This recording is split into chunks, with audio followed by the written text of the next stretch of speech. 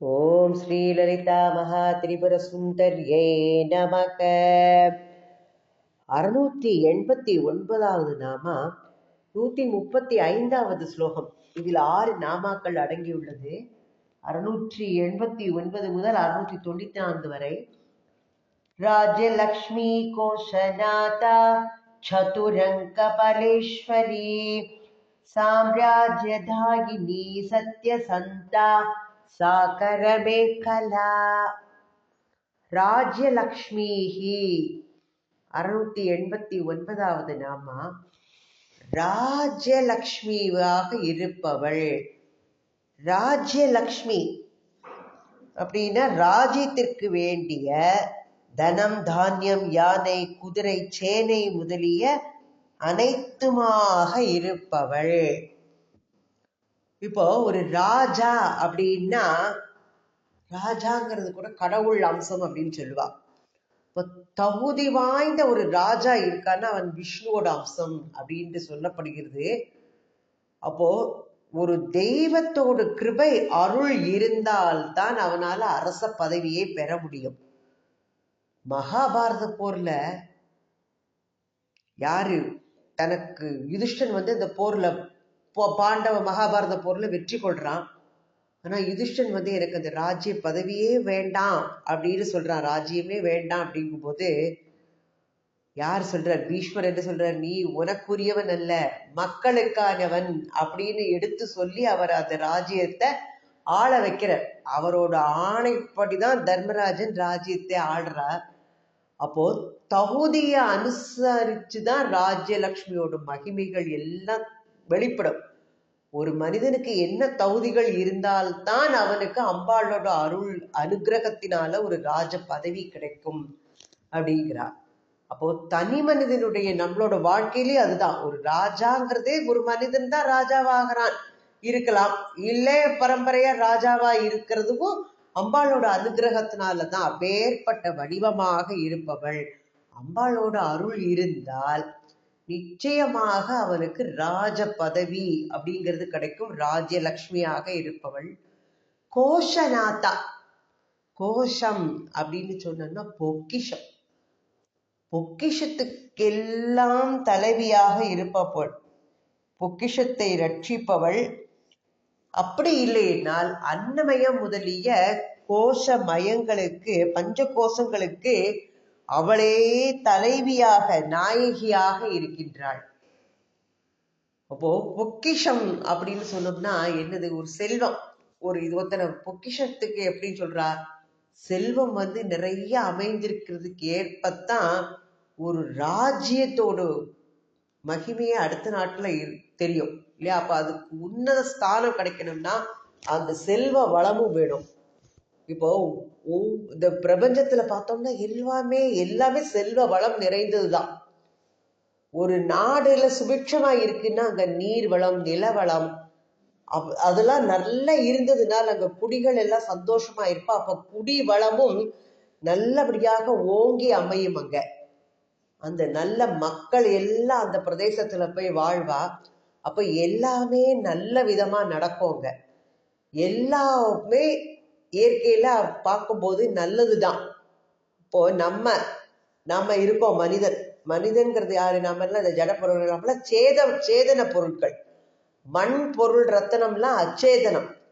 அப்ப எல்லாமே யாரால படைக்கப்பட்டது? அம்பாள் அன்னை பராசக்தியால படைக்கப்பட்டதுனால அவளுக்கு தான் எல்லாமே சொந்தம். அப்போ தன்னுடைய படைப்புல இருக்கிற பெரிய அரிய பொக்கிஷங்கள் எல்லாத்தையும் அவள் எப்படி அமைத்து வைத்திருக்கின்றாள் என்பதை பார்த்தோம்னா அவளோட மகிமை எல்லாம் நமக்கு நல்ல முறையில விளங்கும். இப்போ ஒரு காய் இருக்கு, ஒரு பழம் இருக்கு, ஒரு வனஸ்பதியில ஒரு காட்டு மரம் இருக்கு எடுத்துக்கலாம். அதுல அந்த கனியில ஒரு வித்து இருக்கும். அந்த வித்து தான் உயிர் தத்துவம். நம்ம எல்லா இதுலயுமே வித்துக்கு தான் உயிர் தத்துவம் இல்லையா? அப்போ அந்த சதை பற்றுங்கிறது அதுக்கு கோஷங்கள் அப்படின்னு சொல்றோம். எல்லா இதுலயுமே இந்த வித்துங்கிறது உயிர் தத்துவம். ஏன்னா அந்த வித்தை போட்டாச்சுன்னா இன்னொரு இது கிளைய முளைக்கும், மரம் வரும். அப்ப அது உயிர் தத்துவம். அந்த சதை பற்றெல்லாம் கோஷங்கள். அதே மாதிரி தான் மனிதனுக்கும் ஸ்தூல நிலையிலேருந்து சூஷ்ம நிலைக்கு வரைக்கும் என்னது அன்னமய கோஷம் முதலான பஞ்ச கோஷங்கள், பிராணமய கோஷம், அன்னமய கோஷம், மனோமய கோஷம்னு சொல்றோம். அப்போ இப்பேற்பட்ட நமக்கு எல்லாம் தாயாகவும் தலைவியாகவும் இருக்கின்றவள் யாரு? அன்னை பராசக்தி.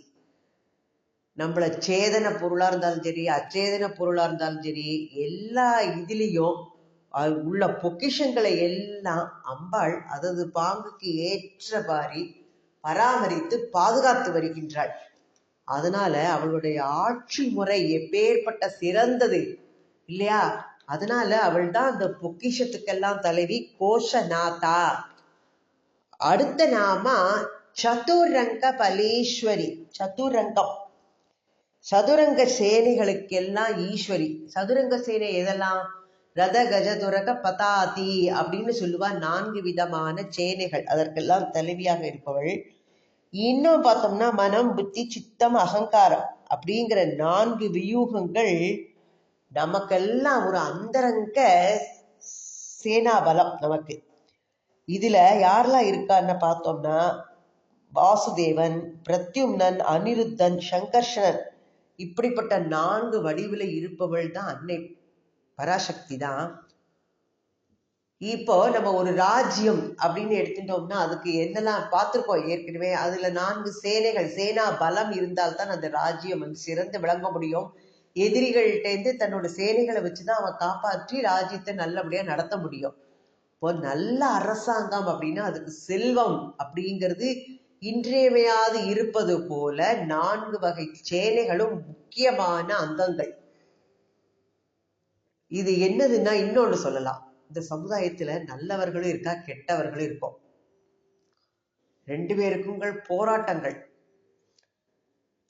எப்போதுமே இருக்கும் இல்லையா? நிறைய கெட்டவர்கள் இருக்கா, நல்லவர்கள் இருக்கா. தீயவர்கள் எல்லாம் ஒன்று சேர்ந்துப்பா, நல்லவர்கள் எல்லாம் அழிக்கணும் பாப்பா, தன்னோட ராஜ்யத்தை இது பண்ணோம். ஒரு ராஜ்யம் அப்படின்னு பார்த்தோம்னா நம்ம இந்தியா இப்ப எடுத்துட்டோம்னா நிலப்படை, நீர்ப்படை, விமானப்படை, 3 படைகள் இருக்கு. அதுதான் நம்மளோட பலம். இதை தவிர்த்து அணுசக்தி வேற இல்லையா? அப்போ அந்த அந்த காலத்துல இருந்த அந்த படைகளுக்கு பதிலாக இந்த காலத்துல நிலப்படை, நீர்ப்படை, விமானப்படை. ஒரு எந்திரத்துக்குள்ள எது ஒரு பீரங்கி வேன், அதுல உட்காந்துட்டு என்ன பண்றா, ஒரு போர் வீரன் டக்கு டக்கு டக்குன்னு இந்த துப்பாக்கி வச்சுக்கிறான், அதை வச்சுக்கிறான், சுட்டுறான். இப்போ அந்த சேனைகள் எல்லாம் போயிடுது. அந்த சதுரங்க சேனைங்கிறதே இல்லை. இப்ப இந்த காலத்துக்கு இந்த சேனைகள் தான். அப்போ இந்த கோட்டைக்கு நிகரான யுத்த கப்பல்கள்லாம் இருக்கு. அந்த யுத்த போர் கப்பல்கள் அதெல்லாம் கடல் கடந்து சென்று அதுல பல்வேறு விதமான சாதனங்கள், ஆயுதங்கள்லாம் இருக்கு. அதெல்லாம் எப்பேற்பட்ட போர் புரியறதுக்கு ஏற்ற மாதிரி வடிவைக்கப்பட்டு இருக்கிறது. விமானங்கள் ஆகாயத்துல பறந்து போய் என்ன பண்ற, எதிரிகளோட ராஜ்யங்கள் ஏற்கனவே இப்ப பாக்குறோம். இப்போ சீனா, பாகிஸ்தான் எல்லாம் இந்தியாவில் எப்படி இது பண்றாங்கிறதுலாம் விமானத்து மூலமா போய் இது பண்றான்.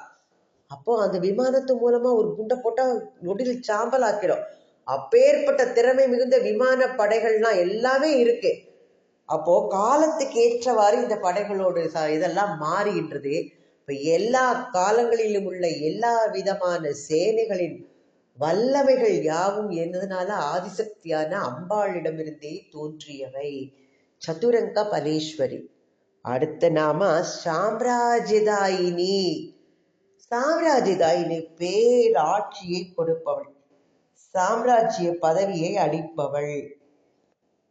நம்ம இதை சொல்லலாம். தைத்திரிக உபனிஷத்துலயே சொல்லியிருக்கு, ஆப்னோதி ஸ்வராஜ்யம் அப்படின்னு சொல்லியிருக்கு. அப்போ இந்த அம்பாள் இந்த பிரபஞ்சத்துல எல்லாமே ஒழுங்கு முறையில நடைமுறைப்படிப்படி அவளோட ஆட்சி நடந்து வருகின்றது. அது அவள் அந்த பக்தர்கள், அவளோட அனுகிரகம் பெற்றுள்ள பக்தர்களுக்கும் அந்த எல்லா விதமான சக்திகளும் அமையும். நம்மளோட வாழ்க்கை முறைய ஒழுங்கா முறையா நடத்தி வரும்போது அவனுக்கு அது ஒரு பெரிய சாம்ராஜ்யம். ஒவ்வொருத்தருக்கும் ஒரு வீடே சாம்ராஜ்யம். அந்த வீட்டை அவன் செவ்வனே நிர்வகிச்சு அவனுடைய குடும்பம் எல்லாம் ஒற்றுமையா இருக்கிறதுக்கு அவன் எப்படி அதை நிறைவேற்றி வருவானால் அது அவனுடைய சாம்ராஜ்யம், அந்த குடும்பம்ங்கிறது. அதே மாதிரி தான் கிராம நிர்வாகம், வீட்டு நிர்வாகம், கிராம நிர்வாகம், ஊர்ல எல்லாம் போறது. ஒரு ராஜா, அந்த ராஜான்னு எடுத்துட்டா நாட்டை சீரோட சிறப்போட அவன் ஆண்டு வரையணும். அப்பதான் அவனோட சாம்ராஜ்யமா மாறும். அப்போ சின்ன அளவுலனாலும் சரி, பெரிய அளவுலனாலும் சரி, அந்த ஆளுமை திறன் இருந்தால்தான் அவனுக்கு அந்த சக்தி எல்லாம் கிடைக்கும். நிறை ராஜ்யமாக பேர் ஆட்சியை பண்ண முடியும், திறம்பட நிர்வகிக்க முடியும். அப்போ அம்பாளை நினைச்சு நம்ம தியானத்துல ஈடுபடும் போது இந்த மேலான நம்மளுக்கு அந்த எண்ணங்கள்லாம் வரும், எல்லாமே நல்ல முறையில நடக்கும். அப்போ அம்பாள் என்ன பண்றா, இல்ல அண்டங்களுக்கும் சக்கரவர்த்தினியாக இருந்து ஒழுங்கான முறையில இந்த ஆட்சியை நடத்தி வருகின்றாள். அப்ப அவருடைய பக்தர்களுக்கும் அதே மாதிரி அவர்களுடைய மனப்பான்மைக்கு ஏற்ப ஆளுமை திறன் வாய்க்கின்றது. இதுல எந்தவித அதிசயமே இல்லை. அப்போ இகம் பரம் எல்லா நிலைகளிலும் அம்பாளை வழிபடுறவனுக்கும் சரி, எல்லாரும் எப்பேற்பட்ட மேன்மை அடைவாவா அப்படிங்கறத சொல்லலாம். இந்த நாமாவோட உட்கருத்து அதுவாக இருக்கிறது. அம்பாள் சாம்ராஜ்ய தாயினியாக இருக்கின்றாள். அடுத்த நாம பார்க்கலாம். சாம்ராஜ்ய தாயினி பார்த்துட்டோம். அடுத்தது சத்தியசந்தா. சத்தியசந்தா அப்படின்னா சத்தியமாக இருக்கக்கூடியவள், ஆணை பிறழாதவள், சொன்ன சொல்லை காப்பாற்றக்கூடியவள். நம்ம சொல்லுவோம் அவன் சத்தியசந்தன், சொன்ன சொல்ல காப்பாத்திட்டான் அப்படின்பான். நம்ம அந்த சத்தியசந்தன் பேர் எடுத்துவா எத்தனை பேர் இருக்கா. ஸ்ரீராமர் எப்பேற்பட்டவர். ராஜா பரிபாலனை ஏற்றுக்கு சொல்லி கொடுக்குறா அவர்கிட்ட. பரதன் கெஞ்சி எல்லாம் இது பண்றான், நீ எடுத்துக்கோன்ட்டு. ஆனால் அவன் என்ன சொல்ற, சூரியன் தன்னோட பிரகாசத்தை இழக்கலாம், சமுத்திரம் நீர் இல்லாமல் வற்றி போகலாம், இமாச்சலத்தில் வேணா உரை பனி இல்லாமல் போகலாம், ஆனால் என்னுடைய தந்தை சத்திய சங்கல்பன், அதனால அவரோட வாக்க நான் மீற மாட்டேன்னு சொல்லி 14 வருஷ காலம் வனவாசம் மேற்கொண்டார். தான் கொடுத்த வாக்குறுதியிலிருந்து இம்மி அளவும் பிசக மாட்டேன், தந்தை சொல் காப்பேன் அப்படிங்கிறதுக்கு ஏற்ப ஒரு மானிடன் எப்படி சத்தியத்துல நிலை பெற்று இருக்கணுங்கிறத வாழ்ந்து காட்டினவர் ஸ்ரீராமன். அது சத்தியத்தை படி அதப்படி வாழ்க்கை நடத்துவன் ஒரு சிறந்த தவம் பண்ணினவனுக்கு நிகரானவன். அதை விட சிறந்த தவசு ஒன்றுமே இல்லை. சத்தியத்தை உறுதியா கடைபிடிக்கும் போது அவன் பிரம்மஸ்வரூபமா மாறுறானா. இப்ப சத்தியம் காக்கின்றவா எல்லாருமே பராசக்தியோட ஸ்வரூபங்களா விளங்குகின்றன. அம்பாளுக்கு ஆணையை அடிபடுகின்றவர்கள் எல்லாருமே அவளுடைய ஸ்வரூபத்தில் இடம் பெறுகின்றனர். அவள் சத்திய சந்தா, எல்லாரையும் அப்படியே வாழ வைக்கக்கூடியவள், சத்திய சந்தாவாக இருப்பவள். அடுத்தது சாகர மேகலா. சாகரம் அப்படின்னா கடல், மேகலா அப்படின்னா என்னது, மேகலை ஆபரணம், ஒட்டியானம். கடலை ஒட்டியானமாக அணிந்தவள் அம்பாள். அம்பாளுக்கு உலகம் நில உலகம் தான் அவளோட மேனி சொல்றோம். அப்போ கடல் ஒட்டியானம் தான். அது அதிசயமே இல்லை. கடலை ஒட்டியானமாக அணிந்து கொள்ளக்கூடியவள் அவள். பிரபஞ்சமே அம்பாளோட ஸ்வரூபம் இல்லையா. நம்ம இந்த ஜீவன்லாம் இருப்போம் இல்லையா, இது ஒரு த்ரிக் அப்படின்னு நம்ம அழைக்கப்படுறோம். அவனுக்கு மனசுல ஒரு பரிபக்குவம் எப்படி அடைகிறது அப்படின்னா, அம்பாளை தியானம் பண்ணும்போது அவன் மனம் மேன்மை நிலை கிடைக்கிறது. அதுபடி காணும் காட்சிகள் எல்லாமே உலகத்துல எல்லாமே அவருக்கு நல்லதா தோன்றும். சொல்லுவா, துரியோதனர் கண்ணாடி போட்டுட்டா எல்லாமே கெட்டதா தெரியும், தர்மர் கண்ணாடி போட்டுட்டா எல்லாம் நல்லது தெரியும்னு. அப்போ மனசோட பரிபக்குவத்துக்கு ஏற்றபடிதான் நம்மளுக்கு இந்த உலகம் எல்லாமே காட்சி தருது இல்லையா. நம்ம கண்கள் அதைத்தான் காண்றது. இப்போ மனசு திருந்தி அமைவதற்கு ஏற்பத்தான் இந்த உலகத்தோட காட்சியும் இருக்கின்றது. நம்மளுக்கு அகம்புறம் எல்லாமே பராசக்தியோட சாநித்தியம் இருந்ததுனால் காண்கின்ற எல்லாமே அம்பாளோட ஸ்வரூபமாக நம்மளுக்கு காட்சி தரும்.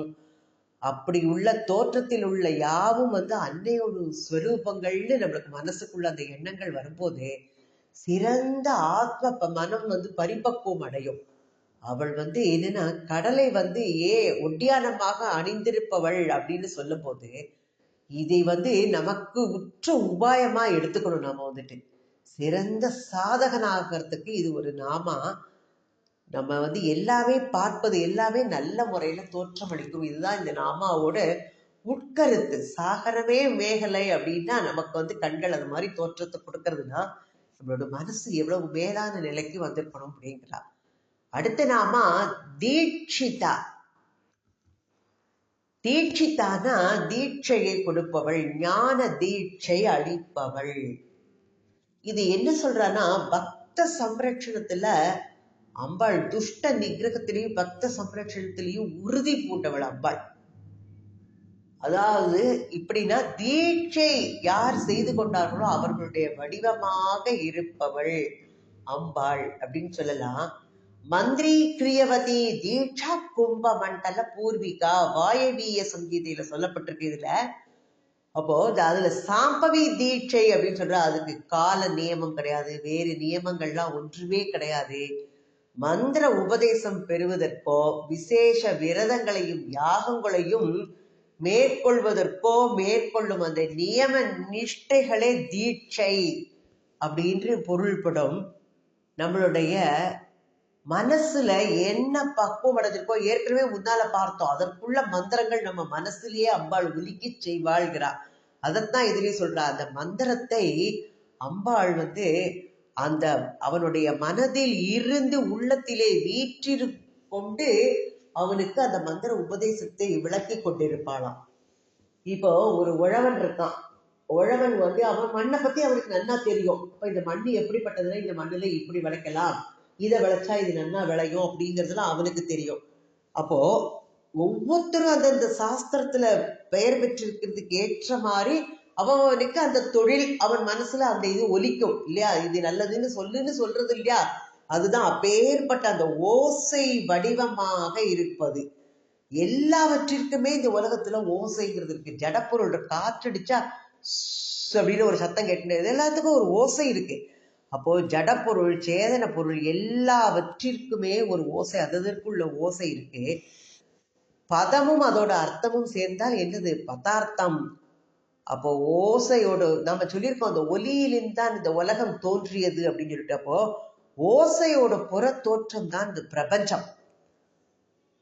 நம்மளுடைய மனசுக்கு ஏற்றவாறு அந்த வாய்க்கின்ற சப்தம் தான் அவனுக்கு பொருத்தமான மந்திரமா மாறுறதான்.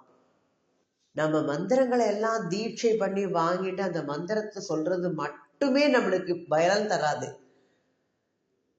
என்னதுன்னா நம்ம உள்ளத்துல வந்து அம்பாள் வீற்றிருக்கும் போது அவள் கிட்டக்க நாம சரண் புகுந்தோம்னா நம்ம அம்பாளோட ஒரு உபாசனை வலுவடைவதற்கு ஏற்ப நம்மளுக்கு அந்த கரண சுத்தி உண்டாகும். அந்த சுத்தி அடைந்த அந்த கரணத்துல அம்பாளுடைய அருள் வந்து மந்திரமா நம்மளுக்கு எதிரொலிக்குமா. அப்போ அப்பேற்பட்ட அவளுக்கு அந்த அம்பாள் வந்து அந்த முன்னேற்றத்துக்கு ஏற்றவாறு அதை கொடுக்கின்றாள்.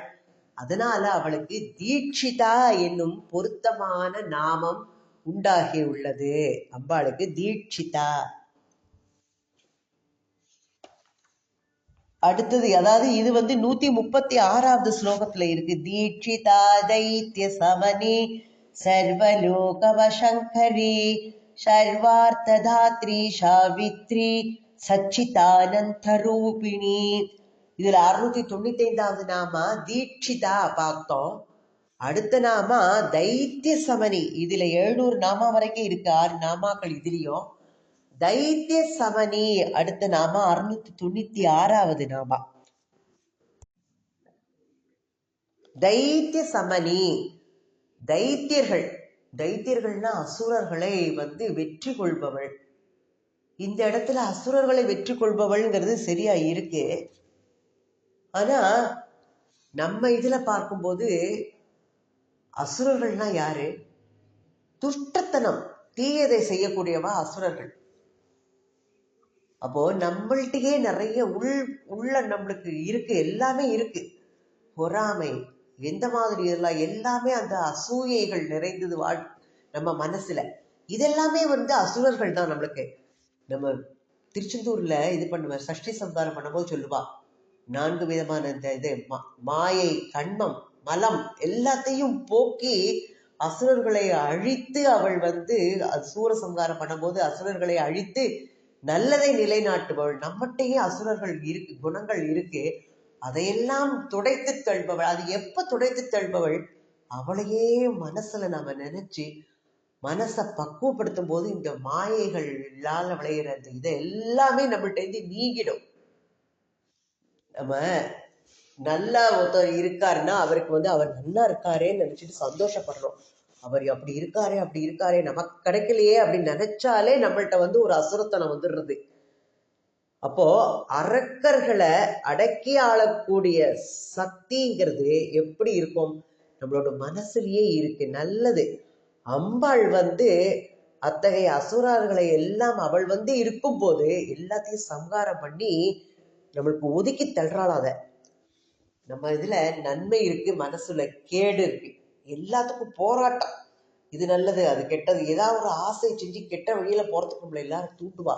இப்ப நல்ல வழி எதுங்கிறத ஆராயணும். நம்மளுக்கு அதுல ஒரு போராட்டம் இருக்கும். நல்ல மார்க்கத்துல சன்மார்க்கத்துல போகும்போது அவனுக்கு எல்லாமே நல்லதாவே அவனோட இப்பதான் பார்த்தோம் தீட்சிதா அவனோட மனசுல அந்த மந்திரங்கள் நல்ல விதமா ஒலிக்கு செய்வா அம்பாள். அப்போ அவன் கெட்ட இயல்புகளை எல்லாம் தன்கிட்ட இருந்து விரைவில் போக்கி தள்ளிடுவான். அகத்திலும் புறத்திலும் ஆட்சி செய்து வரும் இந்த அசுரத்தனம் போயிடுத்துன்னா அம்பாளை நம்ம சரண் போகும்போது அசுர இயல்பு தன்னாலேயே ஒழிஞ்சு நம்மளுக்கு அதை ஒழிக்கிறது மிக எளிதாக மாறுகின்றது. இது எப்பொழுதுமே நடந்துட்டே இருக்கணும். நம்ம எப்போதும் அம்பாள் ஞாபகத்திலேயே இருக்கணும். நம்ம ஏற்கனவே சொன்னோம், ஒரு நெய் இருக்கு, வெண்ணெய். எப்பவும் கெட்டியா இருந்தால் அது எதற்கும் பிரயோஜனப்படாது. அதை உருக்கும் போதுதான் நெய்யா மாறும், வாசனை உள்ளதா கொடுக்கும். அப்போ அந்த உருக்கின நெய் தான் எதற்கு பயன்படும்? வேள்வியிலையோ யாகம் பண்றதுக்கெல்லாம். வெண்ணெயை நம்ம பயன்படுத்த மாட்டோம். அப்படி உருக்கப்பட்ட நெய்யும் கொஞ்ச நாள் அப்படி விட்டாச்சுன்னா திருப்பி அது மெழுகு பதத்துக்கு போயிடும். திருப்பி அதை இழக்கணும். அப்போ மனசுல பக்திங்கிற அந்த நெருப்பு இருந்தால் நம்முடைய மனது சதா கரன்று கொண்டே இருந்து எப்பொழுதுமே நெய் மாதிரி இருக்கும். அது அம்பாளோட பாதத்துல நம்ம ஆகுதி பண்றதுக்கு ஏற்றதாக மாறும். அப்போ இந்த மனசு நம்மளோட பக்குவ நிலையில வச்சுக்கணும். அப்ப எப்பொழுதுமே இந்த நிகழ்ச்சியை நம்ம நடத்தி கொண்டே இருக்கணும். அம்பாள் இத்தகைய சக்தியை நமக்கு கொடுக்கிறா. அதனால அவள் தைத்திய சமனி என்ற நாமாவால போற்ற பெறுகின்றாள். அடுத்த நாமா சர்வலோக வசங்கரி. உலகத்தை எல்லாம் தன்னுடைய பயமாக்கிக் கொள்பவள், தன்கிட்டக்க ஆகர்ஷித்துக் கொள்பவள்.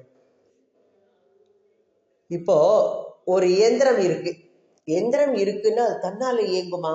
இயங்காது. நாம தான் அதை இயக்குவிக்கணும். அதுக்கு தன்னால இயங்கக்கூடிய சுதந்திரம் கிடையாது. இப்ப நாம எல்லாமே நம்மளே இயங்கத்தக்க மாதிரி ஒரு காட்சி கொடுத்துட்டு இருக்கோம். நம்மளுக்கே இது பண்ற மாதிரி ஸ்தாவர ஜங்கமங்களை எல்லாம் நம்ம இயற்கையிலேயே நாமளே இருக்கிற மாதிரி இருந்துட்டு நம்ம பிறந்து இப்படி ஆட்சி நடத்திட்டு நாம ஒடுங்குற மாதிரி நமக்கு தோற்றம் அளிக்கின்றது. ஆனால் இத்தனை கோடி உயிர் வகைகளும் இத்தகைய சக்தியை கொடுத்திருப்பவள் யாரு? அவள் அம்பாள். தங்கிட்டக்கா அந்த இதை வச்சுட்டு இருக்கா. சொல்லுவா இல்லையா, கடிவாளம் அவள் கையில இருக்கு, நம்மள உலா விட்டுட்டு இருக்கா. அப்போ நாமே தான் ஒரு கட்டுமானங்கள் தெய்வாதீனமா நிறைய இருக்கும்போது அதுக்குள்ள நம்ம கட்டுப்பட்டு வாழும்போது வாழ்க்கைங்கிற சக்கரம் நல்ல முறையில சுத்தும்.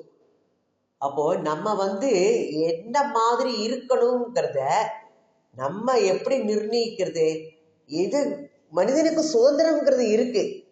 ஆனால் ஒரு இடத்துக்குள்ள பழகும் போது அதுக்கு தக்கன நம்ம நடக்கணுங்கிறது நம்மளுக்கு அப்பேற்பட்ட கட்டுப்பாடு இருக்கு. இப்ப ஜனன மரணம் இருக்குன்னா நம்ம நினைக்கிறபடி நடக்கிறதா? மரணமோ ஜனனமோ எல்லாம் அது தெய்வாதீனம். அப்போ நமக்கு இன்னார் இதுல பிறக்கணும்னு நம்ம பண்ணிக்க முடியுமா? முடியாது. அது அவள் நியமிச்சு இந்த குடும்பத்துல இன்னார் வயிற்றுல நீ பிறக்கணும், இவர்கள்லாம் உனக்கு உற்றார் உறவினர்கள்னா எல்லாமே அவளால நியமிக்கப்பட்டுதான் நாம எல்லாம் அதுபடி பிறக்கிறோம். அப்போ நம்ம பழகிற இந்த சுற்றங்களை நல்ல விதமா இருக்க வைக்கிறது நம்ம பழகணும். அவளோட நம்ம சுற்றங்கள்னு வந்தாச்சுன்னா அவளுக்கு வேண்டிய கடமைகள் எல்லாம் நாம செய்யணும். அதுக்கு நம்ம கடமைப்பட்டிருக்கோம். எல்லாமே அந்த சூழல்கள் எல்லாமே நம்ம என்ன பண்ணணும்? முறையா பயன்படுத்திக்கணும். அப்போ மனசு நல்ல விதத்துல இருக்கும். அதுலேருந்து பெசகிட்ட அதர்மம் தான் நம்மளுக்கு நடக்கும். அப்போ நம்ம அதர்ம வழிக்கு போயாச்சுன்னா நம்மளுக்கு துன்பம் வந்துடும். இல்லையா? அப்ப அம்பாளோட ஆட்சி முறைக்கு உட்பட்டு நாம மனசை கொண்டு செலுத்தினால் நம்மளோட வாழ்க்கை தரம் படிப்படியாக முன்னேறி நல்ல நிலையை நாம அடைவோம். ஞானிகள்லாம் இருக்கா, அவளுடைய உள்ளத்துல எல்லாம் எப்பேற்பட்ட எண்ணங்கள், அன்னை பராசக்தி அவள் தான் அந்த எண்ணங்கள் எல்லாம் கொடுக்கிறா. அகங்காரம் மமகாரம் எல்லாம் அவளுக்கு அறவே ஒதுக்கப்பட்டுள்ளது அவர்கள் உள்ளத்துல.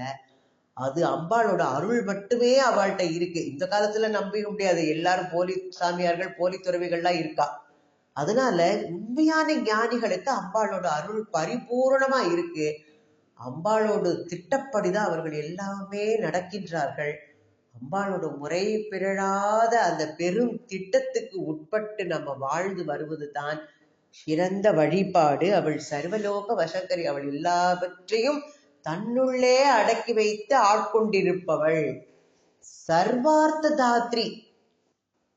சர்வார்த்த தாத்ரினா எல்லா விதமான புருஷார்த்தங்களையும் நிறைவேற்றுபவள் அவள். எல்லா புருஷார்த்தங்கள், அர்த்தம், தர்மம், அர்த்தம், காமம், மோட்சம், 4 வகை புருஷார்த்தங்கள். அப்போ ஒரு வீடு கட்டுறோம், வீடு கட்டும் போது அதுக்கு அஸ்திவாரம் தான் ஆதாரம். அப்போ மற்ற இதே மாதிரி தான் இந்த தர்மம் அப்படிங்கிறது அந்த அர்த்தம் காமம் மோட்சத்துக்கெல்லாம் அஸ்திவாரமா இருக்கு. இந்த பிரபஞ்சமே தர்மஸ்வரூபத்துலதான் இருக்கு. பஞ்சபூதங்களுக்கும் தர்மங்கள் அவளுக்கு இப்படித்தான் இருக்கணுங்கிற ஒரு தர்மம் இருக்கு.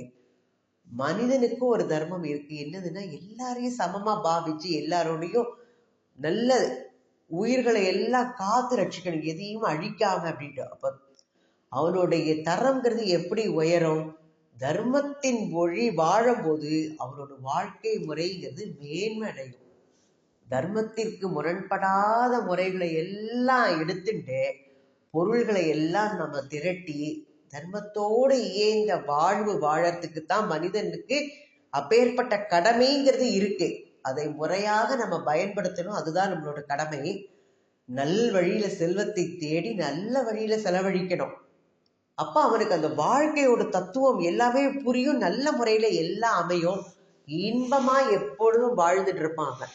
நாம எல்லாமே இன்பமா வாழணும்னு தான் நினைக்கிறோம். அப்போ சிற்றுயிர்கள் இருக்கு, அது தன்னோட வரம்பு என்னவோ அதற்குள்ள அந்த இன்பத்தை எல்லாம் அதை அனுபவித்து. ஒரு எறும்பு இருக்கு, ஊர்ந்து போய் ஒரு இடத்துல அரிசி இருக்கு, ஒரு இது இருக்குன்னா அது அதுக்குள்ளத போய் மெதுவா போய் எடுத்துட்டு தன்னோட இதுக்குள்ள வச்சுக்கும். அப்ப அதுக்குள்ள அது வரம்புக்குட்பட்ட பாங்கு அதுக்கு. அப்போ இன்பத்தை மீறி அந்த இன்புறுதல் அப்படின்னு நினைச்சு அதை தாண்டி எது வேணா செய்யலாம்னு வரம்பு மீறி போகும்போது துன்பம் அடைவது உறுதி. அன்னை பராசக்தி அருளை வாரி வழங்கி கொண்டிருக்கின்றாள் அவள் இன்பத்தை. ஆனா அதை நம்ம ஏற்கின்ற முறை எப்படி பார்க்கணும், அதை நம்ம கற்றுக்கணும், அதை நல்ல முறையில இருக்கணும். முறை மாறி இன்பத்தை நாடும் போது துன்பத்துக்கு ஆளாகவே வேண்டும். நாம எல்லாம் இந்த பிறவி எடுத்திருக்கோம்னா நம்ம எப்படி இந்த முறையா வாழணுங்கிறத தெரிஞ்சுட்டு அதற்படி நம்ம வாழணும். இந்த பிரபஞ்ச வாழ்க்கையில கீழிறங்கி வந்துள்ள இந்த ஜீவர்கள் அவளுக்கெல்லாம் இருப்பிட இணைந்த பரவஸ்து அம்பாள் தான். எல்லாத்துக்குமே அவள் தான். நமக்கு இந்த பிரபஞ்ச வாழ்வுல ஒரு சமயம் வாழ்ந்துட்டே இருக்கோம், நிறைய இன்பத்தை அனுபவிக்கிறோம், துன்பத்தை அனுபவிக்கிறோம், வாழ்க்கைங்கிறது போயிட்டே இருக்கு. ஒரு சமயத்துல இந்த வாழ்க்கைங்கிறது நம்மளுக்கு ஒரு சலிப்பு தட்டிடும். அப்போ நம்ம எதை வேண்டணும், இந்த வாழ்க்கையிலேருந்து நம்ம விடுபட்டா போறோம், இந்த சம்சார சாகரத்துலேருந்து என்னை விடுவிச்சு விடுப்பா, உன்னோட பாதத்திலேயே என்னை சேர்த்துக்கோன்னு நம்ம ஒரு சமயத்துக்கு மேல போயிடுறோம் அந்த வாழ்க்கையில சலிப்புங்க வரும்போது. அப்போ எல்லா விதமான புருஷார்த்தங்களும் நமக்கு கிடைக்கணும்னா அம்பாளை வேண்டி தர்மத்தின்படி முறைப்படி வாழ்க்கை நடத்தினால் நம்மளுக்கு அந்த மோட்சங்கிற வீடு பேரு கண்டிப்பாக கிடைக்கும். இதை எல்லாம் அன்னை பராசக்தி வாரி வழங்குவாள். தர்மத்தோட வாழ்க்கை வாழும்போது அவள் எல்லாற்றையும் வாரி வழங்குவாள். இப்பேற்பட்ட எல்லாவற்றிற்கும் சர்வார்த்த தாத்திரி, எல்லாவித புருஷார்த்தங்களையும் அள்ளி கொடுப்பவளாக அன்னை பராசக்தி இருக்கின்றாள். அடுத்து நாம சாவித்ரி. சாவித்ரி அப்படின்னு யாருன்னா, சவிதா அப்படின்னு சொன்னோம்னா அது சிவபெருமானை குறிக்கக்கூடிய சொல். அவர் சக்தி ஸ்வரூபமா இருக்காள்ல, அந்த சமயத்துல சாவித்திரி என்னும் பெயர். இந்த பிரபஞ்சத்துல பரதேவதை தோற்றுவிக்கிறா சொல்றோம் இல்லையா, அவளுக்கு பெயர் சாவித்திரி அப்படின்னு. இன்னொன்னு சொல்லலாம், சூரியனுக்கு பெயர் என்ன தெரியுமா? சவித்ரு. சவித்ரு அப்படின்னு சொன்னோம்னா அதற்கு பெண்பால் சாவித்திரின்னு மாறும்.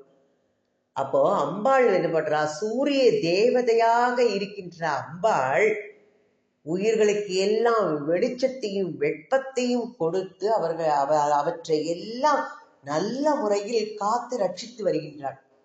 சூரிய ஒளிங்கிறது எவ்வளவு தேவை நமக்கு, எவ்வளவு இன்றியமையாதது இல்லையா? நமக்கு அது கண்டிப்பா தெரியும். அது இப்ப இந்த மழை கொட்டி நம்மளுக்கு இந்த சூரிய வெளிச்சம் வந்தோடனே எவ்வளவு சந்தோஷம் வருது. சூரியன் வந்துட்டா அப்பாடா இனிமே நன்னா ஆயிடும். எல்லாத்துக்குமே சூரிய வெளிச்சம்ங்கிறது இன்றியமையாதது. வெப்பம்ங்கிறது இல்லாம போனா உயிர்கள் எல்லாமே மடிந்து போயிடும். இந்த கோட்பாட்டை தான் இந்த சாவித்திரி என்கிற நாம எடுத்து சொல்வதாக அமைந்திருக்கின்றது. அடுத்த நாம சச்சித் ஆனந்த ரூபிணி. சத்து அப்படின்னா மெய்ப்பொருள் வடிவாய், சித்தானந்தம் சித்து ஆனந்தம் இது அறிவின் வடிவாய், இன்ப வடிவாய் இருப்பவள். சத்து மெய்ப்பொருள் உண்மை வடிவம், சித்து ஆனந்த அறிவு வடிவம், ஆனந்தம் இன்ப வடிவம், எல்லாமே அவளாக இருக்கின்றாள்.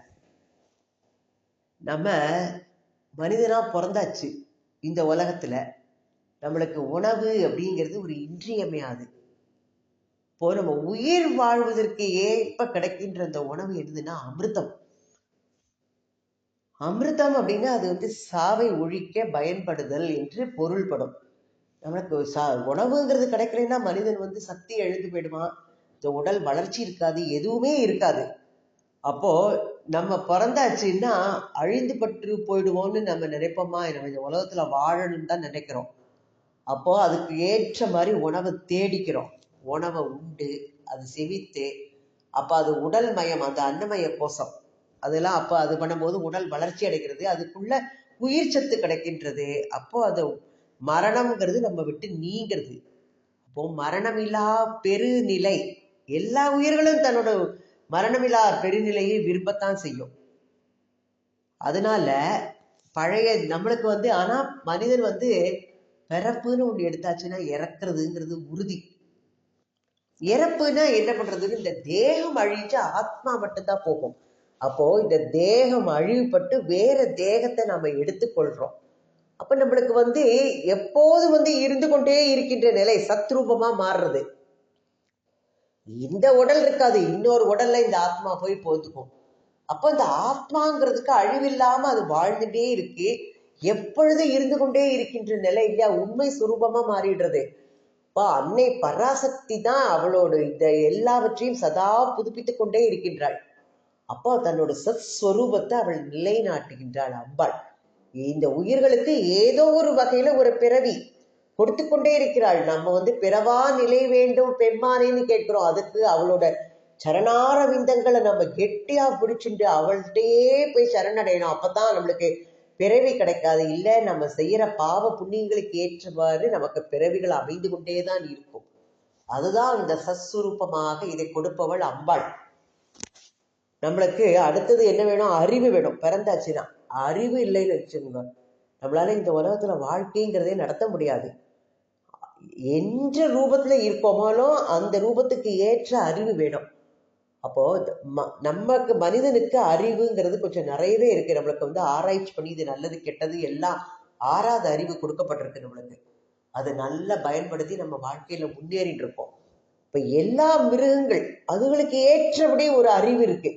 இப்படி பண்ணினா இப்படி அப்படிங்கிறது அதுகளுக்கு எல்லா விதத்திலையும் எல்லாவற்றிற்கும் கொடுக்கக்கூடிய அறிவு எல்லாம் அம்பாள் கொடுக்கிறா. அதனால இதுவும் அம்பாள் தான் இந்த அறிவு ஸ்வரூபமாக இருக்கின்றாள்.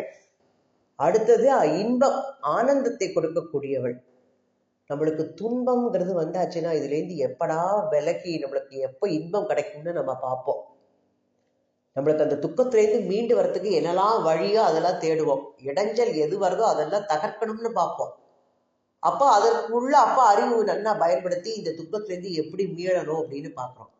இப்போ நம்மளுக்கு இந்த ஆனந்தம்ங்கிறது ஒரு பெரிய பற்றா இருக்கு. இப்போ ஆனந்தத்தை நம்மளுக்கு எது கொடுக்கறதோ உடனே அது நம்மளுக்கு அதை நம்ம கெட்டியா இருக்க பிடிச்சிட்டுவோம். இதை சாப்பிட்டா நம்மளுக்கு ஆனந்தத்தை கொடுக்கறது, இது பண்ணினா நம்மளுக்கு சந்தோஷத்தை கொடுக்கறதுன்னா அப்ப அந்த சந்தோஷத்தை நம்ம கெட்டியா பிடிச்சுக்கிறோம். எதுவுமே அளவுக்கு மிஞ்சினால் அமிர்தமும் நஞ்சு சொல்லுவோம். மிகைப்பட போனால் அது துன்பமாக மாறிடும். அப்போ நிரந்தரமா பேர் இன்பத்தை நமக்கு அடையணும்னு முயற்சி பண்றோம்னா நம்ம ஒவ்வொரு சமயமும் என்ன பண்ணணும், அம்பாளோட இது பண்ணினா அது தான் நம்மளுக்கு பேர் இன்பத்தை கொடுக்க வேண்டியது. இந்த மாயா உலகத்துல எல்லாமே அந்தந்த சமயத்துக்கு ஆனந்தம் கொடுக்குற மாதிரி இருக்குமே தவிர்த்து அடுத்த நிமிஷம் அந்த ஆனந்தம் நம்மளுக்கு நிலை பெற்று இருக்காது. சீக்கிரமே அது துன்பமா மாறிடும். இந்த பஞ்ச இந்திரியங்கள் மூலமா நம்ம அனுபவிக்கிற இன்பங்கள் எல்லாம் நம்மளுக்கு துன்பத்தையும் கொடுக்கக்கூடியது. அப்போ மனச அந்த கரணம் சுத்தி வச்சுட்டு அம்பாளோட பாதார விந்தங்களை நிஜஸ்வரூபத்துல நம்ம ஈடுபட்டோம்னா சச்சித்தானந்தமா இருக்கின்ற அந்த அம்பாளோட மகிமையை நம்ம தெரிஞ்சு நம்ம எப்பவுமே ஆனந்த நிலையில இருக்கலாம். அதை கொடுக்கக்கூடியவள அம்பாள் தான். அப்போ சச்சிதானந்த ரூபிணியா உள்ள அம்பாளோட மகிமை இந்த பிரபஞ்சத்துல எல்லா உயிர்களோட வாயிலாகவும் நமக்கு எல்லா நிலைகளிலும் நம்மளுக்கு தெளிவாக தெரிகின்றது. எல்லாவற்றையும் செய்யக்கூடியவள் அவள். ஏன்னா அவள் அப்பேற்பட்ட வடிவினள், சச்சித்தானந்த ரூபிணியாக எப்பொழுதும் ஒரே நிலையில் எப்பொழுதும் ஒரே மாதிரி இருக்கக்கூடியவள் அவள் சச்சித்தானந்த ரூபிணி. இதுவரை 700 நாமாக்கள் பார்க்கப்பட்டிருக்கின்றது. 136 ஸ்லோகங்கள் பார்த்திருக்கின்றோம், அனுபவித்திருக்கின்றோம். ஓம் ஸ்ரீ மாத்ரே நமக. ஓம் ஸ்ரீ ஆதிபராசக்தி மாதா கி ஜெய்.